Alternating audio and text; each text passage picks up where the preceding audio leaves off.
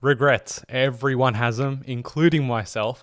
But I think what's important is to realize that from those regrets, we need to change our behavior so we don't find ourselves in another situation where we have those same regrets or even bigger ones. I think it's all about self-awareness. And in this episode, we're really going to deep dive into a few regrets that I have, explain to you how I've overcome those feelings and how I've not allowed those things to hold me back from actually excelling and doing well in life. Keep watching. Hey guys, my name's Ravi Sharma and thank you so much for joining me on another episode of Personal Finance with Ravi Sharma. If you're new here, smash that subscribe button, drop me a thumbs up, and of course hit the bell icon so you know when I'm dropping this time-sensitive content every single week. Now guys, when we talk about regret, everyone has them, and I'm not going to shy away from the fact that I've made some mistakes or a lack of action has led me to be in a position of regret. Now, when it comes to your decision-making process, in this video, or in this episode rather, what I'm really trying to focus on here is not so much making those mistakes and those decisions that, cause regret. It's now going, how do we blast past that and go, now we're going to assess how we can address the next opportunity that comes and what are the things that are holding us back. There is so much out there in terms of negativity, and negative news is always louder than positive news, but it's how does that negative narrative really stop us from making those next 1, 2, or 3 steps that actually lead us to, being in a position 6 months later to say, oh, I'm glad I made that move. So I'm going to use my example, obviously, because I'm living my own life, but I'm fairly optimistic, right? In general, in everyday life, I wake up in the morning being super grateful for being in a position where, I can see that the closest 5-10 people to me are still alive, and I'm in a position where I can keep moving forward, help produce more content, or at least more connections with people where ultimately they're benefiting from that conversation and the stuff that I'm doing as, a direct result of my actions. So for me, I'm very optimistic, but also very balanced, right? I keep grounded by the fact that I have a process. And when we touch on process, it's very important for you to find that process, right? There's a lot of, sort of hearing one thing and then sort of jumping onto that, and then find that person's successful, and then you realize there's someone else also successful, and then you jump onto what they're doing, and you're just almost trying to figure out what these guys are doing, jumping onto what they are doing, and then copying it, and then see how far you can go before you realize, oh, that might not be my cup of tea, or it's not very natural to me. And then I jump onto something else and go, oh, this might be it. Now, on this channel, obviously, we talk about financial freedom, but it's more than that, right? It's about happiness. And when we talk about just jumping onto whatever someone else is doing, like you could be watching this and saying, oh, I'm going to just do what Ravi does, right? He seems to be very happy. He's done one, financially, he's done well. Let's just do what he does. Now, the thing is, there are a few things that feel very natural to me. And then, there are things that I find not so natural, and they might be deemed as a development area or weakness. For you, it might be different, right? It might be that you aren't interested in X, Y, and Z. And that causes you to go, well, I don't want to stick out this process anymore. I want to focus on what actually makes me happy. And so then you try and look for another option. Whereas instead, what we should be doing is going, okay, that works for that person. That may not necessarily work for me. So how do I adapt and go, I need to bring out my own process so I can keep moving and not miss out on opportunities. A really good way to sort of bring it around to say something like real estate is people right now are so scared of purchasing when in fact it is the best opportunity to actually purchase. And I've said this in numerous videos before where it's not only a seller's market, it's also a very, very good opportunity for buyers if they're actually looking to get in and build financial wealth. Reason being is from what I see, and I'm not going to go too deep dive into this too much, but what I see is the next 3 to 5 years. If you aren't taking those actions now, you can't just go, oh, well, in 5 years' time, oh, now I'm going to make that move. No, you've just left behind the biggest opportunity we will ever have. And why? Because people are scared on the basis that they're now having to purchase property that might be 10, 20, in some cases 30% higher than what property prices were, say, a year ago or 24 months ago. That's scary for a lot of people. And it's not so much the money, it's not so much the percentage and how the percentages increase, there's higher risk. It's the fact that we don't have a proper way to process information and our decision-making process is broken, right? I talk to people on the daily, strategy sessions, talking to clients, talking to non-clients as well. And I'm finding a very unique pattern, right? And I'm going to make a deeper video about this, but I'm finding that it's almost like you in your gut feel know this is right. This is the right move for you. Now, whether that's buying real estate or, taking up a new job, whatever it is, we talk about all that stuff in the strategy session, is that it feels right, but there's so much noise around us that holds us back from actually taking option, right? Taking that option and taking that opportunity. And so what I really want to talk about is how do I keep myself sort of balanced when I'm making decisions, and how those regrets, and I'm going to show you case a few of those, is how those regrets have led me to actually go, now I need to figure out my process of decision making. And from the outset, right, my way of thinking, and this could be different for you, is when I approach an option, when I approach an opportunity, it's always on the basis that I start going, well, I'm a very optimistic guy. I'm going to think big numbers. I'm going to think big, and I can think what the best case scenario is. That for me is very natural. But what I don't want to do is just go, well, no, I'm 100% confident, because that's where the arrogance will lead to ignorance and go, well, no, I'm not going to consider that because I think I'm too good. That's definitely not the case. So for me to live in that sort of environment where I can trust my gut, that's fine. But then I take it back, and I take it all the way back and say, okay, let's keep myself grounded here.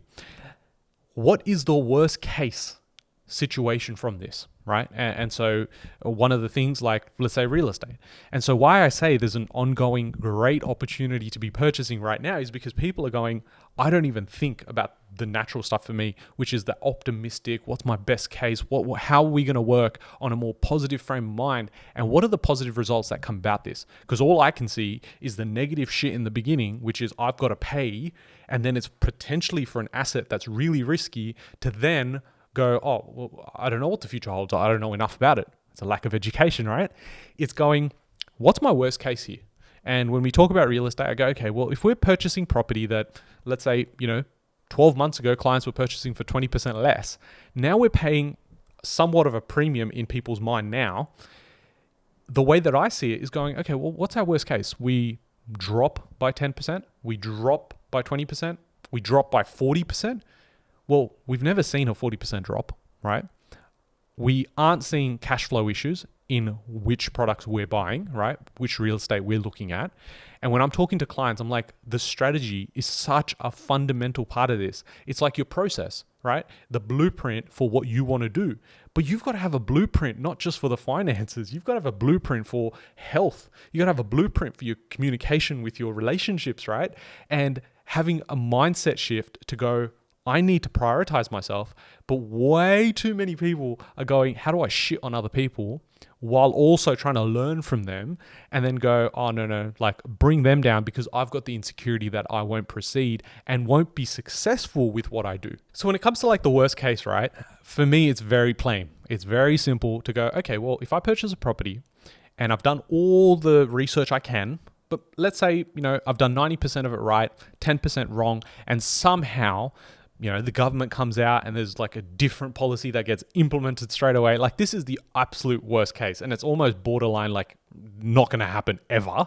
But then we go, okay, well, if that's the case, maximum we're going to see is like a 10, 15% sort of turnaround here, right? So if we're insulating ourselves by purchasing early, purchasing well in a good location that has good cash flow and good fundamentals, well, we're protecting ourselves for if that is the worst case. Now, if you actually look at it and go, well, that's the worst case. If I buy a house for $300K and it goes, and flips around by 10% and it's actually $270,000 worth now, well, that in that case, it's actually less of a risk to go into my own backyard and say, I'm going to find a property that, I can see, or that's 5 minutes away from where I live. That seems like safety to me.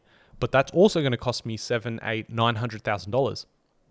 That's where the risk is, right? Now, when I try and factor in what's my worst case, what's not my worst case, it's the same thing for anything, right? I look at, my big regrets, not purchasing that specific property, right? There was a property in Sydney. It was an apartment. And for me at the time, right, we're talking about 4 years ago. I'm looking at this apartment. I've walked through the apartment, physically went to it. And I was trying to learn at the time, right? Just trying to figure out, my tools and sharpen up the tools for like what research, what am I looking at? And I remember walking through and I was like, okay, this looks like a really good opportunity. Now, would I live there personally? No, I wouldn't, right? It was never about that. It was more about, is this going to make financial sense? Now, I knew there was a few things really working for this property, but it was a 2-bedroom apartment. What did I get taught? Don't buy apartments. And I said, okay, well, look, it's different because it's in Sydney. But then I'm going, well, isn't that how most people got themselves into issues by just going, oh, location generally is going to grow. So when I looked at the segmented location, I'm like, oh, like everything here is stacking up against every decision-making process or everything I've ever thought. And I'm going, this is too much risk. And it's because of a lack of education that has stopped me from going and making that move. Now, that property ended up selling for about $560,000. I followed all the way through and I was like, okay, I had a budget for 580, right? So 560 fell nicely. Now, the thing is that it was an apartment. So obviously that negative sort of connotation with apartments and whatnot. But what I didn't consider were all the other positive factors because I couldn't see past that negativity of going, oh, there's that potential loss. Oh, if I lose that money, oh my God, like how am I going to feel? Yeah, but because I was so caught up in this, right, I couldn't see through it. And if I had, whether it's an advisor, buyer's agent, whatever it was, anyone that was in that position as a mentor that could just teach me or tell me that, hey, I've done this before, trust me, right? Or trust the process. I didn't have a process, right? So for me, it was just like, okay, well, this looks good. It just makes sense. So I go in, miss out on the opportunity. Literally within the year, right? Within the year, it sold again, right? It sold again for $670,000.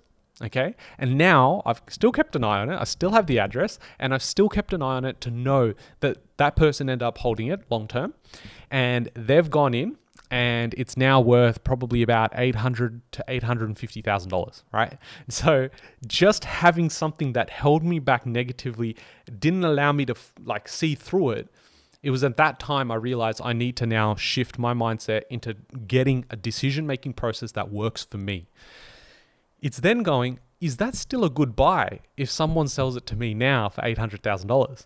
And rather than focusing, and I'm not saying if that particular purchase would be great at $800,000 for my strategy, but it could be for someone else. But if someone looks at that and goes, well, 4 years ago, I could have bought it for $560,000. Well, suddenly I'm going, oh, well, look how much growth it's already had. I don't think I'm going to buy now. But if you have a strategy and you have the proper protocols around what you want to achieve from that property and what your entire portfolio looks like for you, then it still makes sense because that $800,000 today could be worth 1.2, 1.6, 1.8, right? In 10, 15, 20 years time. It's looking at the fundamentals and sticking to it. Same thing with cryptocurrency, right? I talk a lot about it on the channel now because it's relevant, right? We are faced with a generation where we will ultimately go down in the record books, I firmly believe, as the weakest generation ever, right? What I mean by weakest is lack of confidence, which in turn is because of a lack of self-security, right? And couple that with a lack of accountability. This is why I think fundamentally our generation or anyone that's in their late teens, early 20s, 30s, we're going through this phase where there's been so many changes, yet we don't want to look at the opportunities. We're focusing on the negative stuff where they're going, and I see it on Facebook all the time, comments over comments. When someone's doing well, oh, let's shit on them. Oh, they must have got this or they must have got that. And then when we actually, are looking at these comments and you look and you realize we're so weak. We're blaming everyone else. Oh, it's because of that person. I've heard it on this channel as well. It's, Ravi, because of you, investors are getting out there and buying. Okay. Right? Like, I get that argument that now there's less properties to buy, but it's really looking at accountability, right? If you have a problem with not being able to afford something, you need to move into an area that you can afford something in. Now take accountability. Oh, well, other people are now going out there and investing and they're using their money to buy crypto or they're buying their, real estate or other hard assets. And now I'm being left behind. Oh, I better go and drag people back. No. It's going, I need to now get into my head. Why am I in this position? Why am I so negative about other people taking accountability, actually helping themselves to reach financial freedom and live a life of choice and happiness? Why am I shitting on them? Oh, I better sit down and think about it. It's my own insecurity that's held me back from acting. Okay, great. That's a fantastic place to start. but we will go in history to have one of the biggest opportunities, right? And people are still focusing on the negative shit and won't educate themselves to try and look above that and go beyond that and go, actually, maybe there is something here. Maybe I need to take accountability and learn it. Let's say cryptocurrency, for example, right? It's so fascinating. So fascinating that we are seeing, right? We weren't around for the great housing boom, right? People could have bought in Sydney and Melbourne and it was so cheap. We missed out on that, so we blame the boomers, right? We weren't around for the introduction of the internet, right? Late 90s, early 20s. It was like, oh shit, like, yes, this is it. People made a lot of money. No, we weren't around for that. Okay, so now that we do have the opportunity with something like crypto, most people don't want to look beyond going, oh, it's a scam. Oh, I don't understand it. No, it's too risky. It's too volatile. Okay. That's where it stops. It's blaming I wish I bought Bitcoin at like $5,000. I can't buy it at 50K. But it could be an asset that could be worth $1 million. Right? Now, as soon as I say something like Bitcoin is going to hit $1 million, it's suddenly like, oh, this guy's trying to sell me something. Oh, it sounds too good to be true. No, it's not, because I saw it when it was like $1,000 and it's not going to be $1 million. Or I had the opportunity to buy at 5,000. I remember seeing it, but I didn't do it. Now, in order for me to buy at 50,000, I just can't see myself doing it. But the reality is, this is how people investing in stocks at the moment. They're buying real estate where it becomes mainstream, where the level of volatility decreases, and then it's become widespread and mainstream. And we at that point will go, cool, I'll buy now. All right, I could have bought back then, but I focused on the negative shit. So some people have regret, right? I know I did, right? Seeing Bitcoin, Ethereum and prices they were at, the last 5 years to seeing now where they're at. It's not so much the prices. It's to go, how was I not educating myself around digital assets, crypto assets, right? How was I not educating myself about this?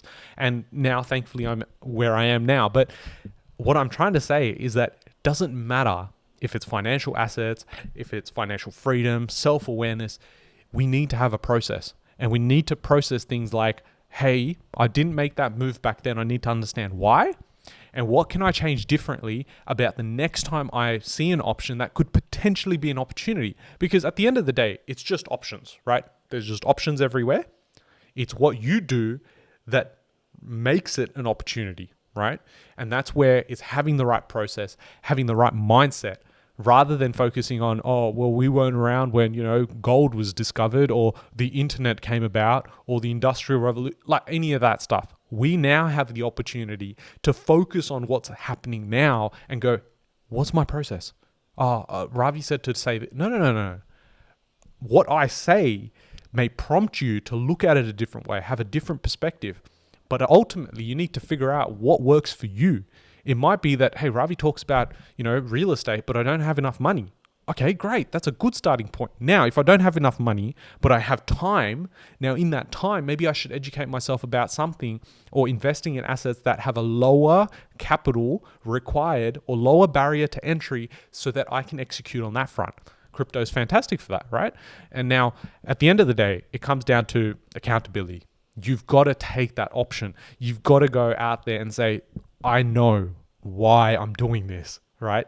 99% of people will listen to an episode like this, get all rah-rah about it, get really pumped up tonight or tomorrow, whenever you're going to listen to this, and then go, yep, in 15, 20 minutes, I'm going to be back in the same spot, right? So for me, when I was figuring out my process, a really key moment for me was when I was going through schooling, okay? So with schooling, I wasn't really bright, I was still getting my mum to do my assignments in like year 2 or whatever, and got through and then came into high school, really just trying to find myself and, as you do, right? When I got into year 9, year 10, I started realizing that, hey, now we need to take things a little bit more seriously. I need to figure out what I want to do long term, and I'm just early in this process, but I still want to figure it out. So it's really interesting because in year 10, in at least Australia, we had the school certificate, right? So in year 10, you have the opportunity to sit a set of exams, and then based on that, you get a school certificate saying that you went and completed schooling till year 10, and then you're able to use that to, find work. If you wanted to, you could drop out. Or you'd stay for year 11 and year 12 to get a high school certificate, so the HSC, and then you'll be able to go and apply for, TAFE or uni. So for me, it was never an option to go and stay till year 10, do my school certificate and leave. I wanted to stay year 12, and at the time I really wanted to get into brand management, right, in marketing. So for me, it was always an option to go to HSC. So for me, it didn't really make sense for me to study the school certificate, right? So I thought, how can I use this opportunity, right, and to figure out my process of how I want to execute, because I felt like it was all a game, right? And I still think there's a process, that whether you call it a game, whether you call it a blueprint or a roadmap, right? Whatever it is, there are always things to look out for, the fundamentals and what to focus on. So for me, when I was sitting my school certificate, leading up to it, I said, okay, we are English, math, science, history, and whatnot. So it was like 5 subjects. And I thought to myself, let's study this in 5 different ways. Have 5 different strategies for 5 different subjects, okay? I don't personally care or have a liking for anything above the other. It was just a matter of let's get the job done. So I said, okay, well, subject 1, I'll do it this way. Subject 2, I'll do it this way. And what I was trying to figure out was my process of trial and testing, right? And I say this a lot, go and taste 20 to 30, just taste everything. You don't know what's going to work for you. Too many people get stuck in their first corporate job and say, oh, let's just move up the corporate ladder. And then they realize at 30, I may not be passionate about this, right? But then anyways, so I go in and I do the 5 subjects, and each subject came back and it was like 60s and 70s, some were low 80s, except for one subject that came in at 96, okay? So at that point, rather than focusing on the negative shit, which was, oh, look at those 4 subjects, I didn't do well, I looked at the one that I did really well in. And I said, okay, great. I've just figured out my process, while everyone else was using the same thing for all the subjects and tried to get a really high mark. What for? And so suddenly I used that process and I used the same mentality through year 11 and year 12, right? Which ended up getting me from being a really average student to being ranked number 1 for year 11 and year 12 across all the subjects I did, okay? And ended up getting like school darks and, being school captain, whatever. But the point here is, if I didn't take that chance when it didn't count in year 10, I would be in a position where I wouldn't have learnt my skills or process. And most people used year 11 to figure out year 12. So I was already ahead of that game, but that's because I knew that the numbers didn't really make sense to me. They didn't need to, drive my confidence. And what I got in my school certificate, it was irrelevant. It was more about figuring out the process. And I say the same thing for life, right? In general, when you're investing, when you're looking at things you've missed out on, it doesn't mean that the opportunity's gone. It's now going, what do I need to learn so that I don't have the same opportunity or other opportunities arise and not take advantage of those things? So I hope you guys have enjoyed this episode. If you're new here, definitely subscribe. Definitely leave me a comment if you want to have a discussion. I love that space and I'm trying to build a community around it. I'll catch you guys in the next video. Thanks, guys.